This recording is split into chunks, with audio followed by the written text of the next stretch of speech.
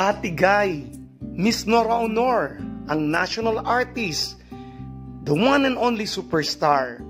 Talaga namang hindi lang dapat kilalaning greatest actress of all time. Si Ate Guy ay mayroon pang the greatest. Ano ba ang greatest na ito? Hindi mawawala kay Ate Guy ang greatest na ito. At syempre, si Mr. Ian De Leon, talagang nakakabilib at talagang kahanga-hanga ang mga hugot niya na talaga namang sasabihin mong nakakatuwa at nakaka-inspired. Ang lahat ng yan ay pag-uusapan natin sa Hearts Expression. Ito po ang inyong lingkod, Kuya Ferdy R, bumabati ng mabuti sa lahat ng mabubuting nanonood ng Hearts Expression.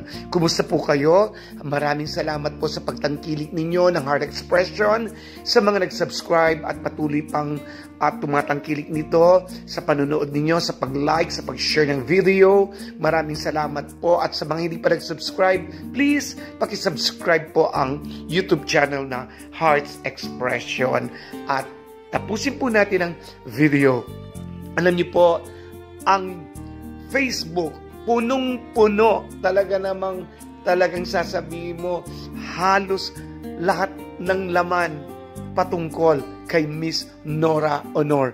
Ang daming throwback na kanyang mga pelikula na talagang pinapakita kahit na yung mga show niya noon, no, yung mga sa Star Awards. Makikita mo, ang dami, no, yung mga natanggap niya mga awards sa FAMAS. Kitang-kita lahat yan. Hindi lang yung mga bagong pelikula niya ang pinakikita ngayon na talagang pinuno, kundi pati na yung mga nakaraan. Si Ate Guy, talagang sasabihin mong noon, ngayon, at yung mga darating pa talagang punong-puno ang Facebook, ang social media ng Nora Honor. At talagang sasabihin natin, si Ate Guy na nga, siya na nga ang pinakamataas na sasabihin natin na bituin, pinakamatayog na bituin. At talaga namang sasabihin natin na sa mga nangyayaring itong mga balita, itong mga pelikula niyang binabalik-balikan, no po, talaga nakakatuwa. At ito po mga na-restored pang mga pelikula ni Ate Guy ay talagang kahanga-hanga. Mantakin natin, no? Mantakin yung balita, no, sa Ate Guy, 4 na pelikula niya. Talagang maglalakbay, no? Ang Mananambal, ang Bona, ang 3 Taong Walang Diyos, ang Himala. Sino ang makakagawa niyan? At alam niyo po, yung mga pelikula ni Ate Guy ay talaga namang sasabihin mong greatest film of all time. Si Ate Guy, greatest actress of all time. Si Ate Guy, yung mga pelikula niya, greatest film of all time. At ano pa? Ano pa yung isang greatest? Siyempre, si Ate Guy, greatest producer of all time. Yung mga pelikula niya, siya ang nag-produce ng 3 Taong Walang Diyos, hindi ba, na hanggang ngayon ay pinag-uusapan.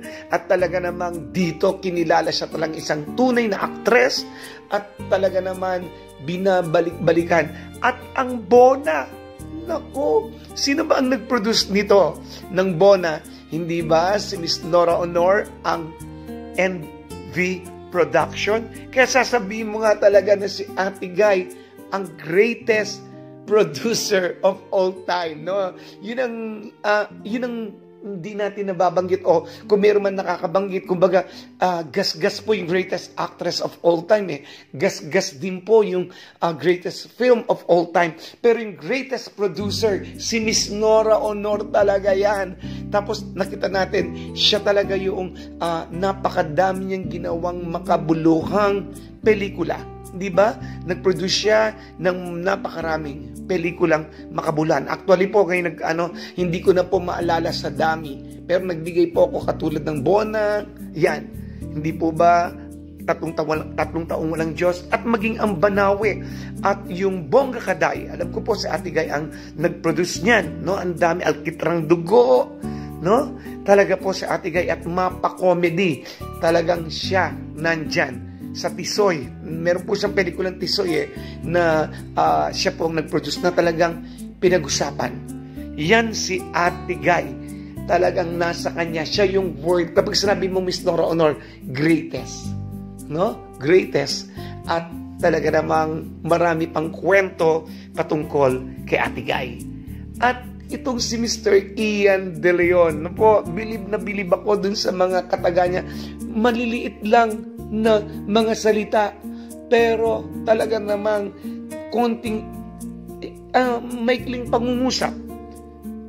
Pero punong-puno ng kahulugan na talagang bilib na bilib ako at talagang nakaka-relate ako. Napakabait ni Mr. Ian De Leon. Bakit? Dito makikita mo mapagmahal na anak, mapagmahal na kapatid o kuya. Talaga naman, bakit? Ayan po, nakakatayong balahibo. Sabi niya, maaring nagbago ang aming mga landas, pero patuloy kaming konektado sa bawat isa. Ibig sabihin, malayo man sila sa isa't isa, pero yung puso nila sa isa't isa, walang nagbago. Sabi nga, malayo man, malapit din. Nakakabilib po, no? Nakaka-inspired kapag nababasa mo ito, para bang gusto mong i-apply sa mga kapatid mo, lalo na itong mga binibitawan niya, no, ng mga quotation. Parang gagaling. Mr. Ian, ang talagang napaka-intelihente mo. Bilib na bilib kami sa iyo. Yung konting kataga, talagang nabibigyan mo ng maraming kahulugan o punong-puno ng kahulugan. Ikaw na, Mr. Ian De Leon, talagang super galing. Gaya ng mama mo, to God be the glory. Talagang gagaling ninyo at talagang hindi lang kayo magagaling kung hindi mabababa ang inyong kalooban. Kaya nga, saludong-saludo ako sa iyo Nawa ay lalo ka pang pagpalain at ang iyong mga kapatid, ang iyong ate, syempre, ang iyong mamagay at si Papa Boyet. Syempre, lahat naman dinadalangin na kayo ay pagpalain. Congrats, Miss Nora Honor, sa lahat ng natatamumong tagumpay at syempre, yung mga anak mo na talagang nagmamahal sa iyo. Wala ka nang dapat patunayan pa, Ate Guy. Ikaw na. Ito po si Kiefer R. na nagsasabing, as long as there is love, we will stand, and to God be the glory. Please like, subscribe, hit the bell button. Arts Exploration. Go, go, go!